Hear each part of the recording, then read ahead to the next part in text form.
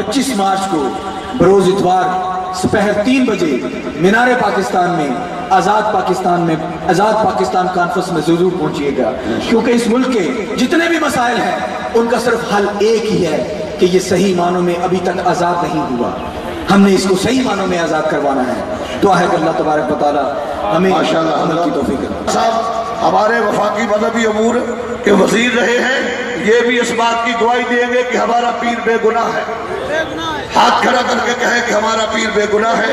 ایجنسیاں بیٹھی ہوئی، بیٹھیے جا بیٹھیے، بہدارہ لگا علامہ سید حامد سے شاہ صاحب قاضوی، ڈاکٹر عبدالقدیر خان نے کہا میں بیت اللہ میں جا کے قسم اٹھاتا ہوں، اور بات سنو، یہ ایک سیٹ حامد سعید قاضوی کی، تم ہم سے بھیک مانگو گے، چند مہینے باقی ہیں، ہم تمہیں ووٹ دیتے وقت پوچھیں گے کہ ہمارے مرشد کو تم نے قید کیوں کیا؟ جب تمہاری جو محکمہ ہے وہ ایف آئی ہے، وہ کہتی ہے حامد سعید قاضوی بے قصور ہے اور چوروں کی ضمانت ہو رہی ہے، حامد سعید قاضوی چور ہے، حامد سعید قاضوی پر دیانت ہے، اس کے اکاؤنٹ منجمد جو ہوئے تھے وہ کیوں بحال کیے ہیں؟ اس لیے بحال کیے ہیں کہ اس کے اکاؤنٹ ٹھیک تھے۔ ہم احتجاجاً ہاتھ پھر بلند کر کے ایجنسیاں نوٹ کریں، اتنا عظیم اجتماع حضرت مرشد کریم تقی تنویر شاہ صاحب کے عرس کے موقع پہ، یہ ہمارا ایک روحانی تعلق بھی ہے حضرت سے، اور میرے والد گرامی کا ان کا خاندانی تعلق بھی رہا ہے۔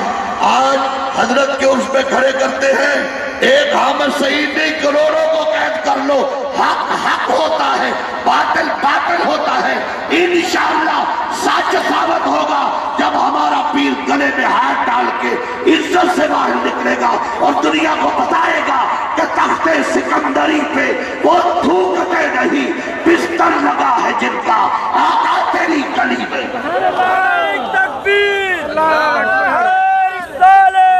اور دوسری قرارداد پرسوں اجاد الحق صاحب بہت سانحہ ہوا ہے، مدرسے کے نہتے طلباء سوئے ہوئے تھے اور دوسرے مسلک کے لوگوں نے آ کے ان کو مارا، سر پھاڑ دیے منچر آباد میں آستانہ علیہ بننا والا شریف پہ۔ وہاں کے سیاستدان دوسرے مسلک کے لوگوں کی ہم نہیں کہتے، ہم کہتے ہیں جس کا قصور ہے اس کے خلاف پرچہ دو۔ ہمارے بچے زخمی ہوئے ہیں، 7 بچے زخمی ہیں، بچے بھی ہمارے زخمی ہوئے ہیں اور پرچہ بھی ہمارے خلاف ہے، دونوں ہاتھ کھڑے کر کے اس کی بھی مذمت کیجیے۔ کل انشاءاللہ منچر آباد میں ڈسٹرکٹ جماعت اہل سنت کی طرف سے ریلی ہے احتجاجی، ہم شریک ہوں گے۔ ہم اعلان کرتے ہیں کہ وہ پرچہ لیا جائے اور آئندہ عبرت حاصل ہو، چاہے دیوبندی ہے، بریلوی ہے، شیعہ ہے، جو بھی شرارت کرتا ہے اس کو اندر کرو، اس کے خلاف ایکشن لو، بریلوی دیوبندی کسی مسلک کا، تاکہ پتہ چلے کہ آئندہ شرارت کوئی نہیں کرے گا۔ اب حضرت صدارت کا خطبہ 5 منٹ دے، 10 منٹ یہی عرض کروں گا، حضور میرے پاس لفظ کوئی نہیں، بدے ساقیہ آب آتش لباس کہ مستی کو نہ اہل دل التباس۔ نعرہ تکبیر، نعرہ رسالت، نعرہ تحقیق، نعرہ حیدری، جانشین غزالی زمان، قائد اہل سنت، جانشین امام اہل سنت، امیر مرکزی جماعت اہل سنت پاکستان۔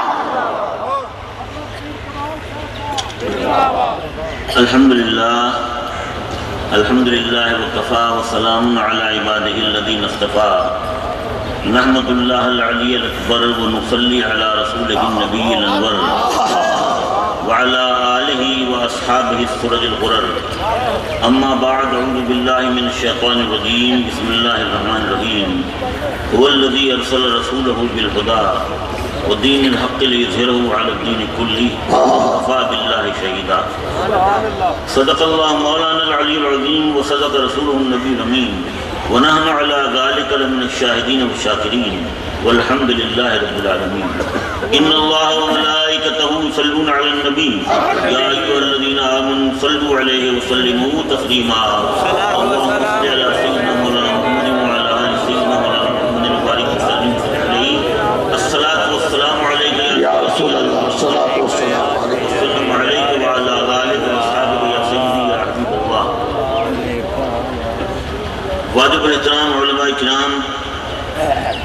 سادات اعظام، عمائد قوم، معزز حاضرین، پیارے دوستوں، بھائیوں، اس وقت ہم اس علاقے کی ایک نہایت مقتدر روحانی شخصیت، ایسی شخصیت کہ جس کی یاد دلوں سے نکالی نہیں جا سکتی،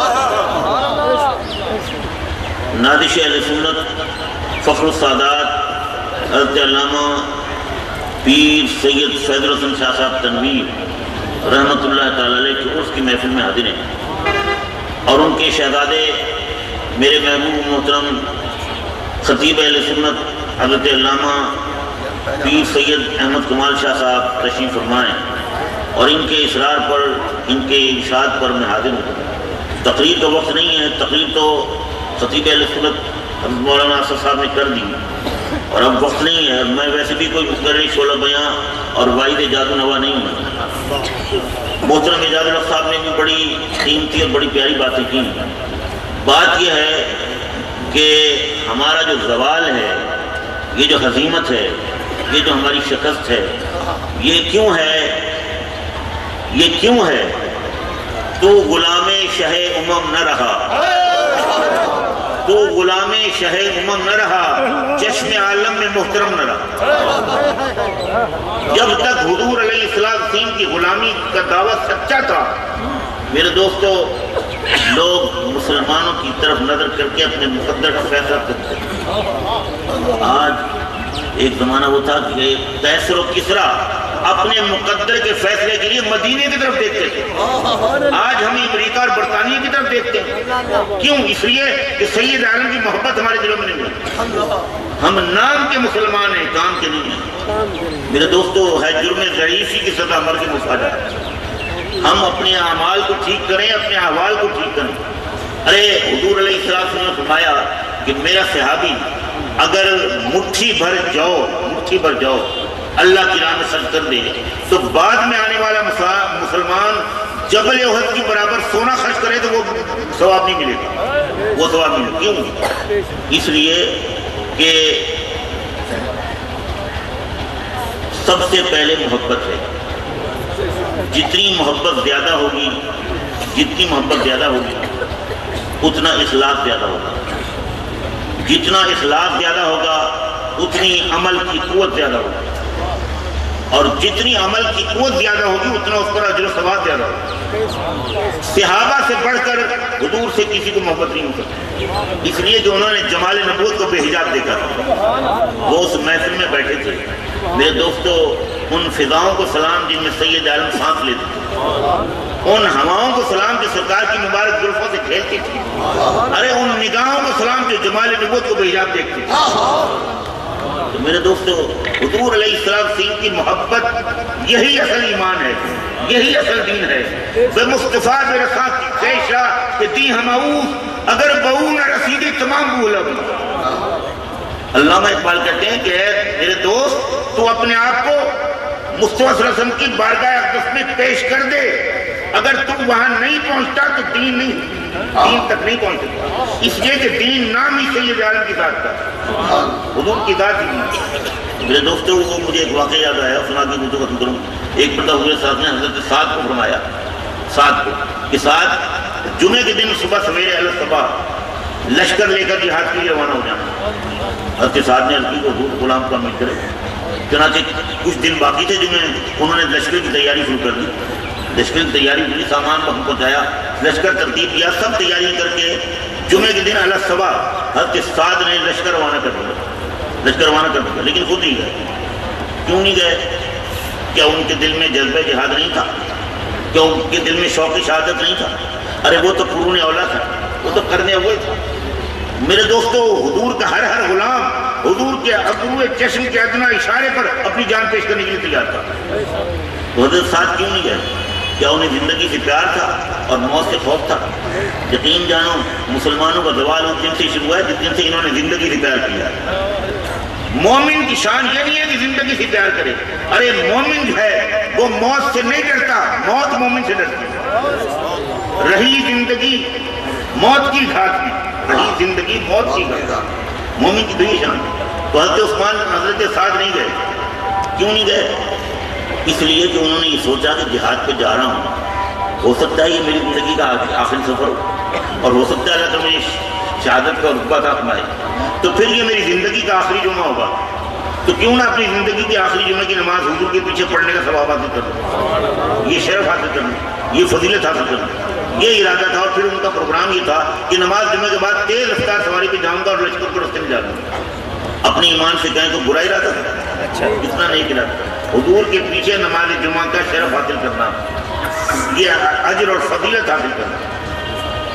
رک گئے حضور مسجد میں جمعہ کا ہوتے چلا، دیکھا تھا ساتھ محمد تمہیں ساتھ، تمہیں میں نے حکم دیا تھا کہ نماز فجر کے بعد اللہ صاحب لشکر لے کے روانہ ہوئی، تم نہیں گئے؟ عرض کی سرکار غلام نے حضور کی تعمیل کی ہے اور تمام لشکر سامان ترتیب دے کر لشکر کو روانہ کر دیا۔ حضور میں اس خیال سے رہ گیا ہوں کہ ہو سکتا ہے مجھے میری زندگی کا آخری سفر ہو، اللہ تعالیٰ مجھے شہادت کر دے تو یہ میری زندگی کا آخری جمعہ ہوگا، تو زندگی کے آخری جمعے کی نماز آپ کے پیچھے پڑھنے کا اجر و ثواب حاصل کروں۔ اور پھر حضور میں تیز رفتار سواری پہ جاؤں گا، لشکر کو رستے میں جاؤں گا۔ حضور صاحب میں صاحب تم یہ سمجھتے ہو کہ اجر ثواب فضیلت اور شرف جمعوں میں جماعت میں نمازوں میں ہے؟ حضور میں اجر ثواب اور فضیلت ہماری رضا میں ہے، ہماری رضا میں۔ سید جان نے فرمایا ساتھ اگر تم ہمارے حکم کے مطابق نماز فجر کے بعد لشکر لے کر روانہ ہو جاتے تو جو اجر و ثواب اس وقت ملتا اب زمین سے آسمان تک سونا بھر کے خرچ کرو وہ ثواب نہیں ملتا، وہ ثواب نہیں ملتا۔ تو میرے دوستو حضور علیہ السلام کی اطاعت، حضور کی محبت یہی ایمان ہے، یہی ایمان ہے۔ اور میرے دوستو ہر صحابی حضور کی محبت میں سرکار۔ حضرت عثمان غنی کی کتنی پیاری باتیں مولانا صاحب نے بیان کی۔ ایک بات میرے ذہن میں آئی، حضرت عثمان غنی آئے حضور کی خدمت میں، عرض کی سرکار میری دعوت قبول فرما لیں، میری دعوت، اور آپ اپنے غلاموں کو سب کو لے جائیں۔ حضور میں اعلان کر کے ٹھیک ہے عثمان کی دعوت، چنانچہ وقت مقرر پر عثمان آئے کاشان نبوت، عرض کی سرکار چلیں، حضور نے فرمایا چلو سب غلام چلو عثمان کی دعوت پر۔ حضور آگے تشریف لے جا رہے ہیں کاشان نبوت سے قطر عثمان پر، حضور تشریف لے جا رہے ہیں، حضرت عثمان جاتے ہیں حضور کا ہر قدم گن رہے ہیں، ہر قدم گن رہے ہیں۔ حضور نے دیکھو کہ عثمان کیا کر رہے ہیں، عرض کی سرکار میرے دل کی خواہش ہے کہ آپ اپنے کاشان نبوت سے میرے غریب خان تک جتنے قدم اٹھائیں ہر قدم کے بدلے ایک غلام آزاد کر دیں، ایک غلام آزاد۔ یہ محبت تھی میرے دوستو، یہ محبت تھی جس نے صحابہ کو وہ عظمت عطا فرمائی۔ اور آج ہم ذلیل و خوار اس لیے ہیں کہ وہ محبت کمزور ہو گئی ہے۔ ارے اس محبت کو دوبارہ پیدا کرو، سید جانب سے صحیح معنی میں وابستگی اختیار کرو، تم دیکھو گے فتح وسعت تمہارے قدموں میں۔ اللہ تعالیٰ حضور کی سچی محبت کا اور اس دنیا میں رکھے تو حضور کی محبت میں رکھے، قبر میں جائیں تو حضور کی محبت کا چراغ لے کر جائیں تاکہ ہماری قبر اس چراغ کے نور سے نور ہو جائے۔ آمین۔ وآخر دعوانا